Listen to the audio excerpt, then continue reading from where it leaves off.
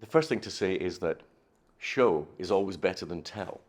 And Gibraltar itself is totemic in showing just how the relationship between different communities can work peacefully. And it's not a question of tolerance, it's not even a question of peaceful coexistence. It's at the top of the ladder, which is in mutual respect. And this is a place that shows that it can be done. The second thing is that we have a lot of contacts here, I have a lot of friends here, and we've been talking to them about a big project that we're running in Abraham Accords UK, which is the setting up of a fund for startup companies in the region, for young people to be able to come to us with a fund that is badged as Abraham Accords, which means that young people, irrespective of their nationality or their religion or their ethnicity, can come to us looking for funds to start up a business, because I think that we've got to find a new path for young people that takes them away from the sterility and the barrenness of the politics of the past and gives them opportunity and hope. The Abraham Accords Declaration says their aim is to maintain and strengthen peace in the Middle East, based on mutual understanding and coexistence, as well as respect for human dignity and freedom. Their critics cite recent events as evidence that the Accords have not helped bring about peace. You're right, there have been frustrations, and not just here, but in pretty much every Western country too, that sees the pictures on the TV of young people at a music festival being slaughtered, and then the horrendous civilian impact of the response in Gaza. And we want it to end. We've a limited ability to influence events there, but what we can do is to prepare for the future.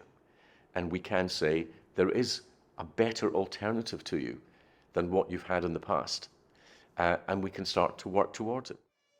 There has been some tension on the rock arising from the Israel-Gaza war. The Chief Minister said he didn't believe launching a Gibraltar chapter of the Abraham Accords group would inflame the situation locally. A lot of people talk about tolerance, but we talk about respect, and we've always said that the relationships that we enjoy between interfaith groups and inter-ethnic groups in Gibraltar is not any longer based on tolerance. It is based on respect. The things that have strained that respect do not relate to anything that has happened in Gibraltar. They relate to things that have happened outside of Gibraltar, and we've been very careful always to ensure that insofar as the government acts, it doesn't act in a way that might bring those problems that are creating tensions into Gibraltar. So, how will the Gibraltar chapter of the group work in practice? Well, what it will do will be to help support in funding, for example, our Abraham Accords efforts. We always need funding. There may be those who are interested in being involved in funding the startup project, which has already is quite well advanced in terms of our initial funding. There are those here who have got very strong links into some of these other countries, again, who can be helpful. But we'll set this out later. The way that I would summarize how I see the Accords and Gibraltar's role in them, and what Dr. Fox is trying to do, is that this sides with no one but supports everyone.